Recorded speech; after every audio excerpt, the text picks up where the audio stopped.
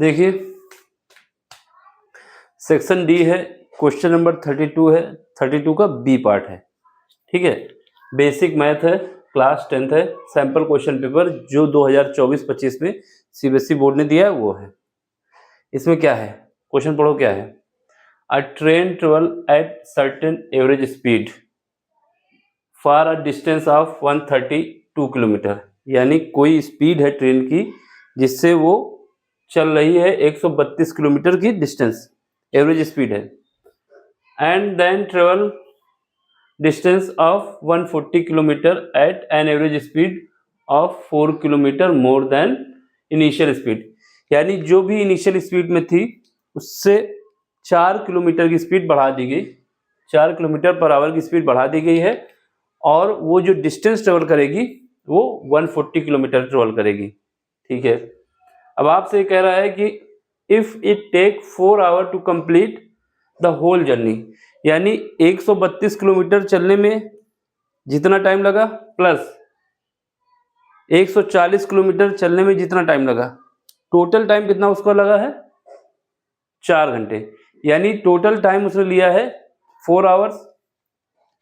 अब क्या है, अब पूछो, अब आपसे पूछ रहा है what was the initial average speed, यानी जो भी स्पीड शुरुआत में थी वो बताना है। फिर उसके बाद determine the time taken by train to cover the distance separately, यानी पहली जो स्पीड थी उससे 132 किलोमीटर जाने में कितना टाइम लगा, फिर उसके बाद 4 किलोमीटर की स्पीड बढ़ा दी गई, उससे 140 किलोमीटर जाने में कितना टाइम लगा, ये अलग अलग हमको बताने हैं। बस क्वेश्चन में जो था हमने आपको समझाया, क्या क्या पूछा गया था। अब आपका काम है इसको सॉल्व करना। ठीक है, चलो सबसे पहले हम मान लेते हैं जो इनिशियल स्पीड थी वो x है। ठीक है, लेट कर लेते हैं सॉल्यूशन में, लेट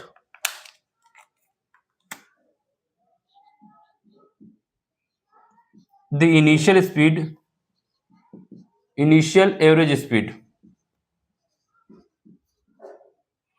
स्पीड ऑफ ट्रेन कितनी है x किलोमीटर पर आवर।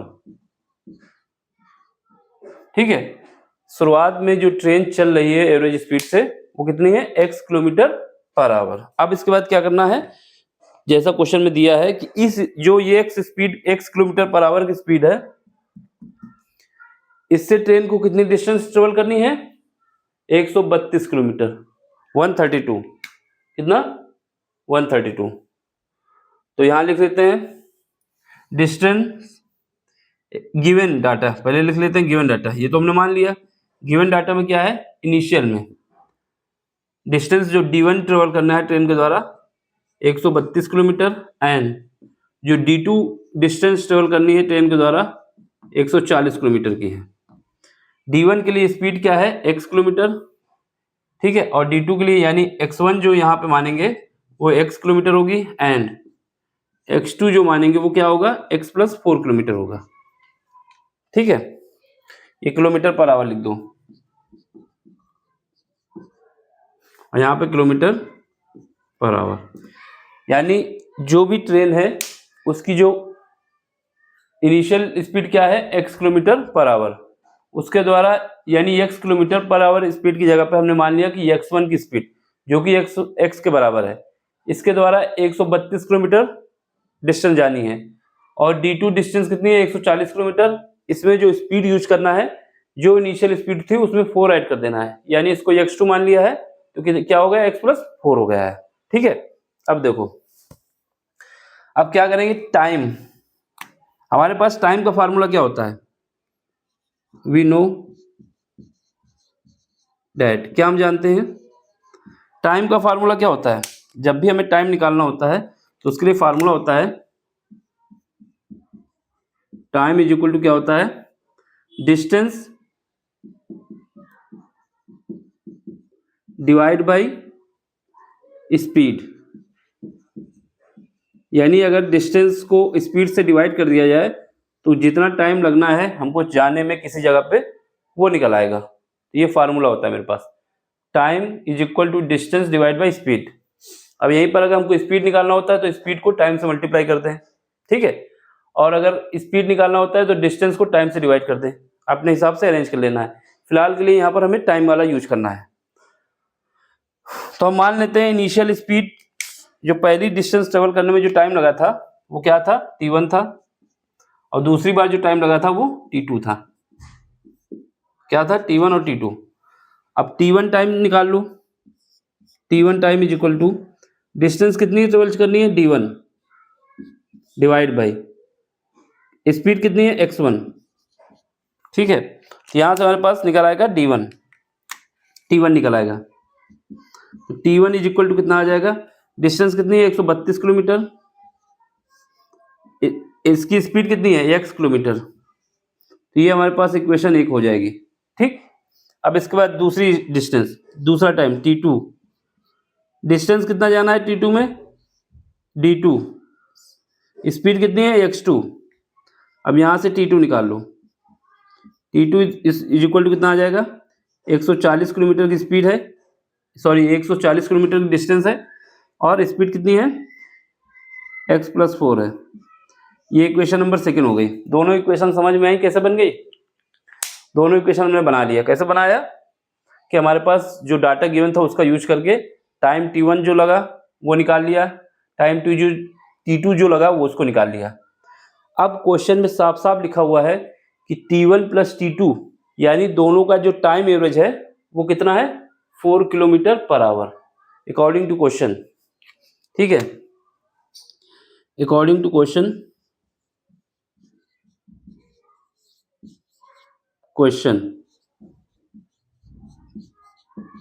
इसमें क्या दिया है, इसमें दिया हुआ है कि t is equal to t1 plus t2। यहाँ पर जो t है वो टोटल टाइम है, टोटल टाइम, ठीक है। यहाँ से t1 प्लस t2 जो आ गया वो कितना आ गया, 4 आवर्स। ये इक्वेशन नंबर 3 हो गई। टोटल टाइम कितना दिया हुआ है, टोटल टाइम 4 आवर्स दिया हुआ है। वेयर t लिख दो, where t is equal to total time is equal to क्या है, 4 आवर्स। तो हमने इक्वेशन बना दी। अब हमारे पास क्या काम है, अब हमारे पास इक्वेशन 3 में t1 और t2 को वैल्यू रखना है, यहां से x की वैल्यू आ जाएगी उसको रख देना है, ठीक। चलो, फ्रॉम इक्वेशन 3 एंड कौन कौन सी इक्वेशन, फर्स्ट कॉमा सेकंड, मतलब equation 3 comma first and second, इसका यूज करेंगे, ठीक है। चलो फिर यहां पर क्या है, t1 प्लस t2, ये कितना है हमारे पास 4 आवर है, ठीक। अब चलो, अब यहाँ पे t1 की वैल्यू कितनी है, 132 divide by x plus t2 कितना है, 140 divide by x plus 4 is equal to कितना है, 4 है, ठीक। अब हमें क्या करना है, 4 से डिवाइड कर देते हैं। 4 से जब पूरी इक्वेशन को डिवाइड करेंगे क्या आएगा, 4 से डिवाइड करने के बाद इक्वेशन में जो आएगा, यहाँ पर कितना बचेगा, 3 चौको 12, 3 चौको 12, 4 बार, 3 बार में जाएगा, फिर उसके बाद यहाँ बचेगा एक 3 चौको 12, 33 बार में, यानी इतना आ जाएगा, डिवाइड बाई एक्स। और यहाँ पे आओ, यहाँ पे आएगा 3 चौको 12 और 5 चौको 20, ठीक है, कितना आ जाएगा, x प्लस 4 आ जाएगा, ये इक्वल टू 1 आ जाएगा जब हमने 4 से डिवाइड किया है, ठीक है, 4 से इसको डिवाइड कर दिए हैं। तो यहाँ पे हमारा 33 आया, यहाँ पर 35 आया। अब क्या ले लेते हैं, एलसीएम ले लेते हैं। तो यहाँ से इसका मल्टीप्लाई करेंगे तो 33x प्लस मल्टीप्लाई करो कितना आ जाएगा, 3 चौको 12, 120 आ जाएगा, 132 आ जाएगा, 3 चौको 12, हाँ यही वाला आ जाएगा। इससे मल्टीप्लाई करें, 3 चौको 12, 3 चौको 12 तेरह, ठीक। अब इसमें मल्टीप्लाई करो 35x इज इक्वल टू, यहाँ पे क्रॉस मल्टीप्लिकेशन कर जाएगा x square plus 4x, x square plus 4x cross multiplication करने के बाद अब यहाँ पे देखो 35 और 33 कितना हो जाएगा, 68, और ये x स्क्वायर है, यहाँ x स्क्वायर। अब 68 को इस तरफ भेजेंगे और ये क्या है, 4 है प्लस का, और ये इस तरफ जाएगा माइनस हो जाएगा, तो माइनस का 64 x बचेगा। यहाँ पे कितना बचेगा, माइनस का 132 बराबर 0।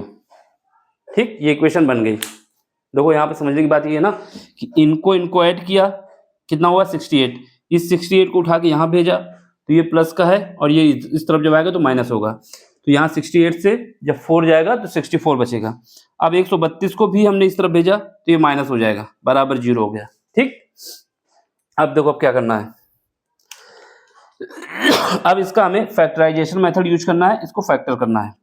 तो इसको हम क्या लिख सकते हैं, यहाँ पे दिखेगा, इसको हम लिख सकते हैं x² माइनस का 66x प्लस का 2x माइनस का 132 बराबर 0। देखो जब इनको ऐड करेंगे तो कितना आएगा, माइनस का 64। जब इनका मल्टीप्लाई करेंगे कितना आएगा, माइनस का 132। काम बन जाएगा।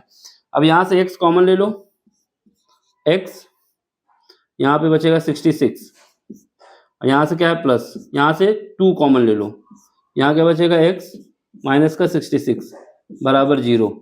तो यहाँ से x प्लस 2 1 बचा, x माइनस 66 1 बचा बराबर 0। ठीक है, अब देखो, अब यहाँ से हमारे पास,